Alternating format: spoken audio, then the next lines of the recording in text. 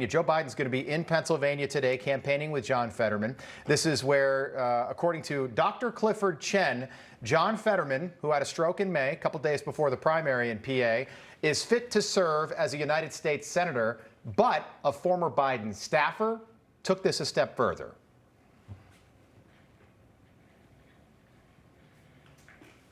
I don't even think he needed the note, to be honest with you. Have you seen, the guy is a political athlete, one of the best ones I've ever seen. He's pure talent. He looks and sounds and acts like the state of Pennsylvania, similar to like a Tim Ryan, right?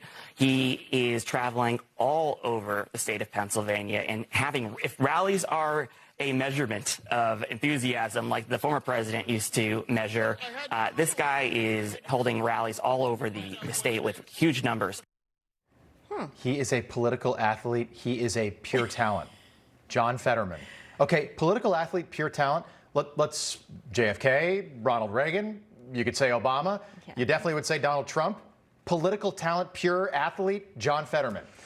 For more on all this, let's welcome back in Project 21 National Advisory Board member and principal at Red Tail Strategies, Christopher Arps.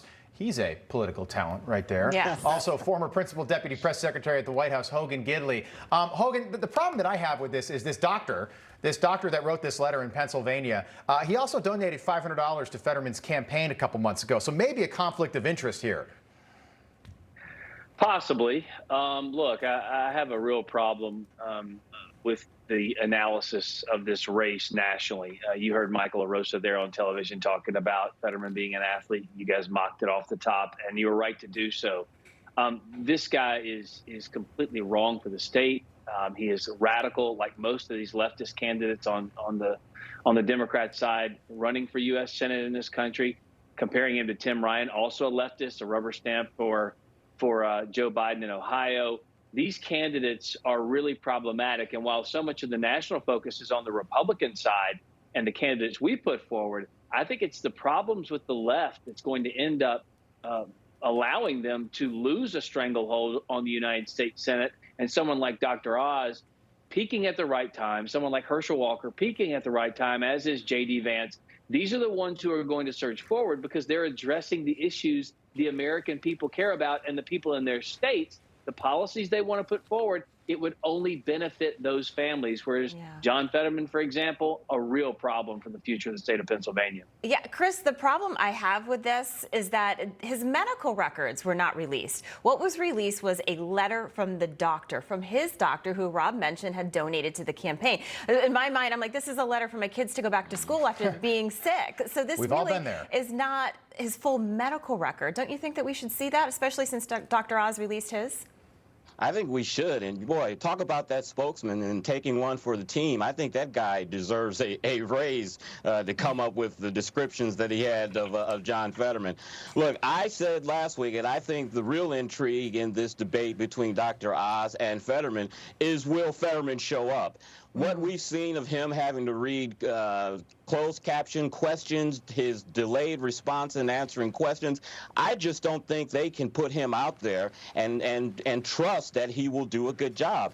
And you talk about bad visuals. You know, you remember last week we saw the visual of President Biden with a $20 bill, with a ice cream cone, with $200 sunglasses. Just a terrible visual. Just imagine President Biden, who's already having cognitive difficulties, alongside with John Fetterman, who's also experiencing cognitive difficulties. I think that's just going to be a terrible visual. And, I just look at Chris, that. Go ahead. Chris is right here in this sense. I work for a man in the White House who, after every physical, made sure that the American people understood how healthy he was, how fit he was, cognitive and otherwise. If John Fetterman were okay, we wouldn't be having this discussion for months on end, and then at the last minute you slip out a letter from the doctor who gave money to your campaign. He'd be saying from the word go, hey guys, I'm fine. What are you talking about? I'm ready to serve the people of Pennsylvania. Now they're seeing that his health is an issue on the campaign trail, so they're trying to backfill it and reassure people, hey, we're okay. His health is a problem, don't get me wrong. His policies are much, much worse and will affect the health of the economy and everything else in the state of Pennsylvania. Something else I just want to point out, I know we're going to move on, but he's raising a ton of money. Democrats are putting millions of dollars behind his campaign. So this shows how important this race is for Democrats. Yeah, and I'm telling you, if he all of a sudden is good to go here, according to his doctor, fit to serve, then maybe he doesn't need all of those special, the special speech, closed captioning during the interviews because he can't understand and process questions. So if you look at the letter and read it, the doctor says he's had all the appropriate flu and pneumonia vaccinations. It's great. Well, who cares? That has nothing to do with anything. Who cares? There was a sentence in there that grabbed my attention, though. This is a quote. He will miss occasional words, and it seems to me like he doesn't hear the words or they are not being processed properly. Does that sound like somebody you want serving a 6-year term in the United States Senate? Right? No. Probably not. No, you want somebody that is fit and can do the job. This is a serious job. This is not a 1-year job either. It's 6 years. Yeah, I mean, look, the guy had a stroke. We wish him the best in his recovery. Hogan, to your point, if you live in the state of Pennsylvania, take a look at his policies. He wants to release violent criminals. He wants safe heroin injection sites all over the state. What are we talking about here? I want to move on. Somebody else. Get rid of the drilling, fossil fuels, everything else. 600,000 Pennsylvanians would lose their job. He wants to get rid of fracking in the state of Pennsylvania. That should get your attention right there. Mike Pence was asked an interesting question. Former Vice President Hogan, you worked with him. He was asked if he would vote for Donald Trump in 2024. If Donald Trump is the Republican nominee for president in 2024, will you vote for him?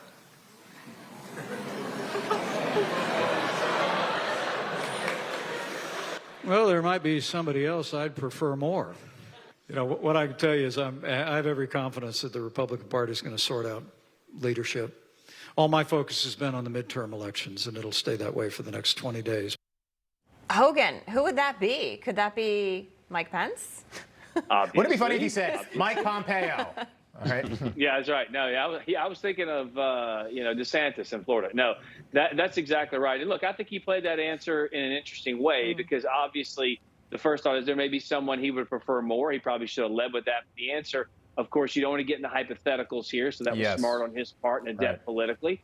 But at the same time, the answer is whoever the Republicans put forward, that's who we're going to support. We saw the fractious party after Donald Trump won the nomination and got into the White House. That was a large part of the issues facing that White House was the jockeying for position internally because no one would rally around the nominee, or very few people did. And so Pence would be smart to kind of avoid the question, but also kind of embrace the Republican nominee, whoever that should be. And I would have confidence. Yeah, and right when we get through these midterms, we could see an announcement, probably not before the new year, but I wouldn't be surprised if right after the new year, one of these candidates puts their hat in the ring pretty darn early. Chris Hogan, thank you. We'll do this again top of the hour.